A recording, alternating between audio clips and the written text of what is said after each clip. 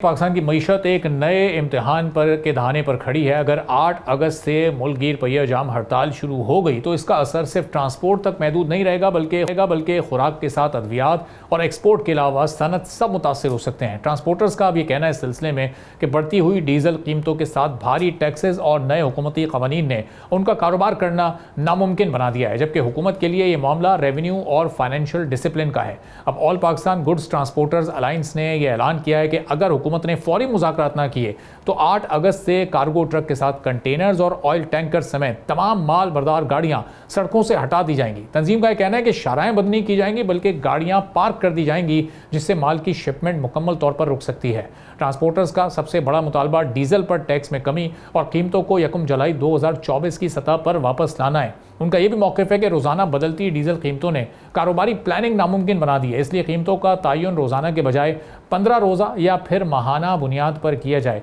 एक और अहम मुतालबा यह भी है कि कार्गो ट्रांसपोर्टर्स पर 7% विद होल्डिंग टैक्स को कम करके 2% किया जाए। और अब यह मजीद कहा गया है कि ऑयल टैंकर्स पहले ही 2% टैक्स अदा करते हैं, इसलिए तमाम माल बरदार सेक्टर के लिए एक ही जैसी परसेंटेज होनी चाहिए है। ट्रांसपोर्टर्स ने फाइनेंस एक्ट 2026 की उस शिक को भी मुस्तरद कर दिया है जिसके तहत अगर गाड़ी में नॉन ड्यूटी पेड सामान पकड़ा जाए तो पूरी गाड़ी ही जब्त कर ली जाती है। अब मजीद मुतालबात इनके हैं क्या हुकूमत ने अब तक कोई रब्ता किया है, इंतज़ामिया ने कोई मुज़ाकरात किए हैं या नहीं किए, और अगर इस ये डेडलाइन तक ये नहीं मामला तय पाते तो फिर आगे क्या मंजरनामा होगा, इस पर हम बात करेंगे। Nabeel Tariq Mahmood Pakistan goods transporter association के हमारे साथ मौजूद हैं। नबील साहब, बहुत शुक्रिया प्रोग्राम के लिए, आपने वक्त निकाला। अब ये पूरे अलायंस की जानिब से यानी तमाम एसोसिएशंस की जानिब से ये ऐलान किया गया है कि 8 अगस्त को आप लोग पहिया जाम कर देंगे।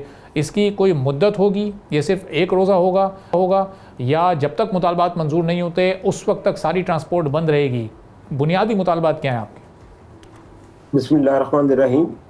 देखें जी, हमारी तो ये जो कॉल है जो गैर मुअय्यना मुद्दत तक के लिए है और बहुत जायज़ जो हमारी डिमांड है। पहले भी दिसंबर में भी ये हड़ताल हुई थी, लेकिन मैं नहीं समझता कि अदारों ने या गवर्नमेंट ने उसको सीरियस लिया।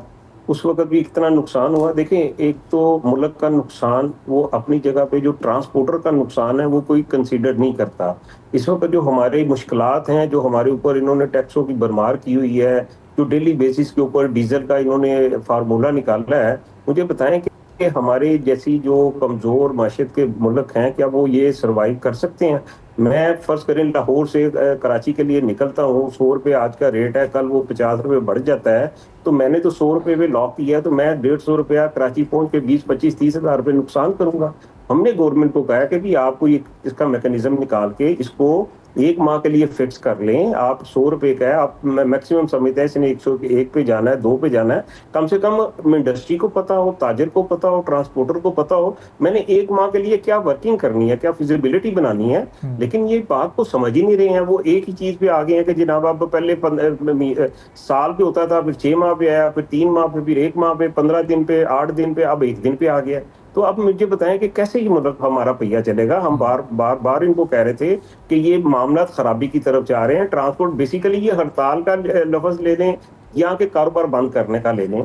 इस वक्त जो हमारे कारोबार हैं वो इस वक्त पहले बुरी तरह मुतासिर है। हम कारोबार नहीं कर पा रहे।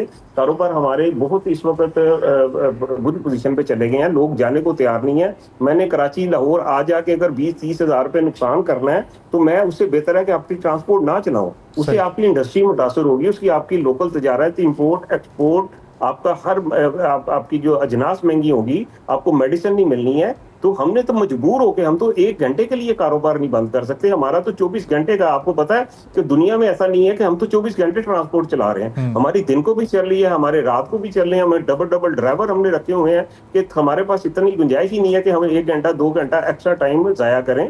इसी तरह टैक्सों का है, इन्होंने जो ना उसमें जो टोल टैक्स है उसमें कराची आने जाने का 10,000 रुपये इजाफा कर दिया। हर 3 माह के बाद इजाफा हो जाता है। भाई साल एक बजट बनाए ताकि हमें भी पता हो कि 1 साल में हमने क्या देना है। उसके बाद विद होल्डिंग टैक्स है, ऑयल टैंकर का इन्होंने 2.5% रखा हुआ है, हमें इन्होंने 7% कर दिया। 6%, 2% से चलते चलते अब 7% पे आ गया।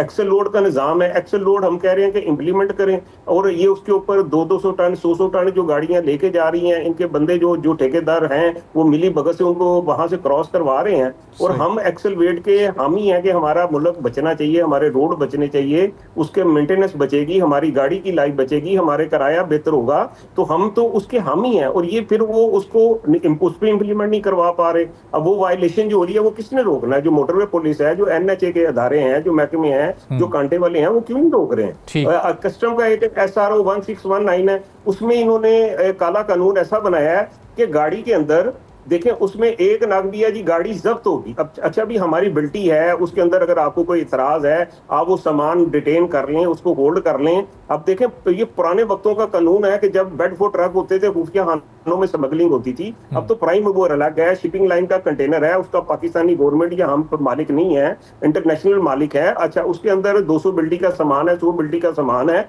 अगर आपको किसी पे एतराज है तो आप सामान होल्ड करें, वो कस्टम दिखाए नहीं, उसके ऊपर गाड़ी वाला कसूरवार है, गाड़ी आपकी डिटेन होगी, सीजर होगी, और आप जो कानून आया वो जब्त है। तो इस वजह से हमने मजबूर होकर ये सारी चीजों पे आके तो जो हमने गैर मुअय्यना मुद्दत के लिए 8 तारीख का ऐलान किया। सब्सक्राइब करें और बेल दबाएं ताकि कोई खबर रह न जाए।